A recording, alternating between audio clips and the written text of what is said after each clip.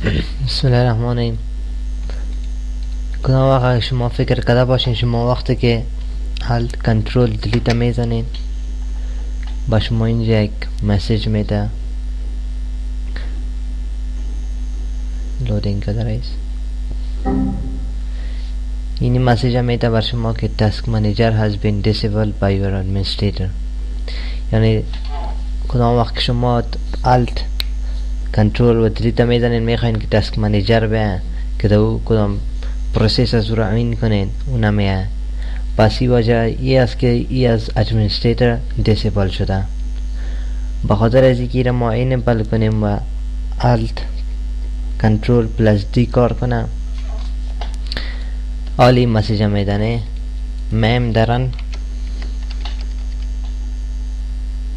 نشته میکنیم جی پی دیت دات MHC این رو اوکی میکنیم.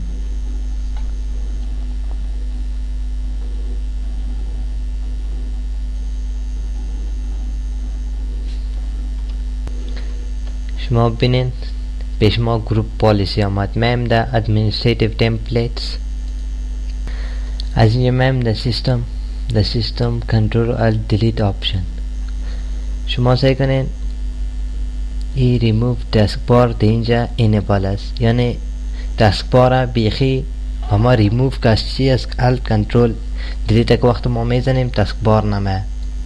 ما میگم نه وقتی که ما الت کنترل پلس دیلیت میزنیم ما تاسک بار به یا ایره نات کانفیگر میگیم سی یا دیسیبل میگیم. نات کانفیگر که بگین ایره اپلای کنین اوکی میکنین. شما سعی کنین حالا که شما کنترل الت دیلیت بزنین تاسک منیجر شما نمه. نات کانفیگر بگین پس دو که خوب است که ایره این دیسیبل بگیم یعنی تاسک منیجر با ما چی کو از یعنی تاسک منیجر با ما ریموو نکو.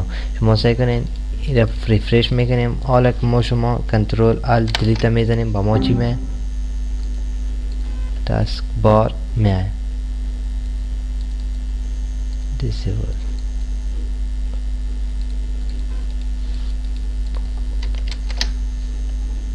میبینین تاسک منیجر پیش ما شد آمد. ای کدام وقت از خدا ادمنستریتر ای چی میباشه ای انیبل میباشه یعنی که ایره خود ادمنستریتر والا دیسیبل میکنه که ما از شورتکت کیبورد کار نگیریم.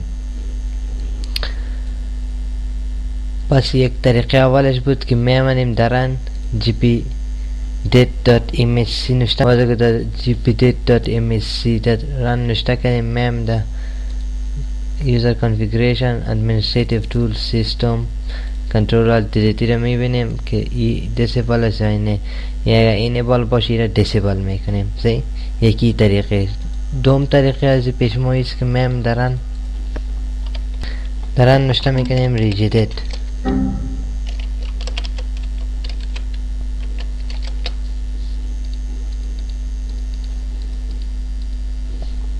ببینین پیش ما آمد ریجیدیت ایچه کی کرین یوزر میم سافتویر میم ده مایکروسافت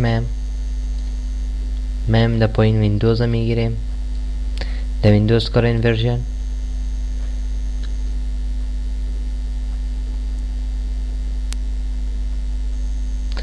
ده کرین ورژن پالیسیز میگیریم ساری کرین ورژن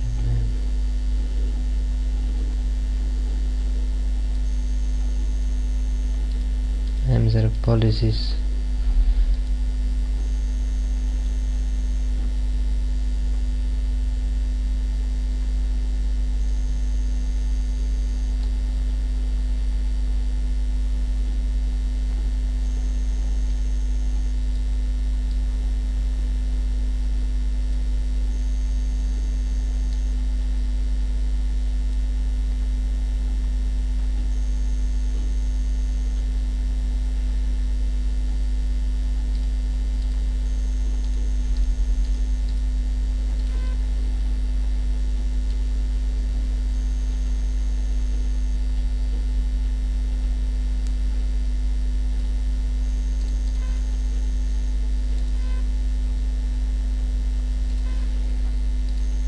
policies in the system macam chorane the computer shmo the policies craft in the point bpin system me the system click kone ninja me barton nishon me tamega task manager is disable unre delete kone task manager tan kar me kana idom tariqe ish bud peshmo شما سعی کنید شما میتونید از سایت هم کار بگیرید. طریقه اول اینی بود که ما براتون کار کردم. میرین دران جی پی دیت نوشته میکنین.